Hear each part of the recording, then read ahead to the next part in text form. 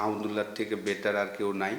আমরা যখন অকশনে বসেছিলাম আমরা কিন্তু রিয়াদকে আর কি আমরা যখন টিম করেছিলাম আমাদের একটা ফিনিশার প্রয়োজন ছিল। তো বাংলাদেশে আমরা সবাই জানি যে মাহমুদুল্লাহ রিয়াদ লাস্ট 2007-এ তার ডেবু হয়েছিল।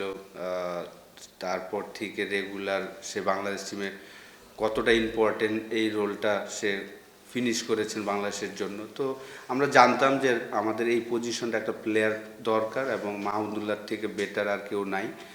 তো প্রথম ম্যাচ আনলাকি যে আসলে এক বলের জন্য নেমেছিলেন, সেটা হয়নি। কিন্তু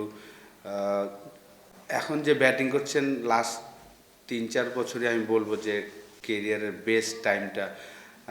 যদিও হাতুরা সিংয়ের সময় আমি মনে করি যে ওই সময়টা ওর কেরিয়ারের বেস্ট সময় কাটিয়েছিলেন 2014 থেকে 2018 পর্যন্ত।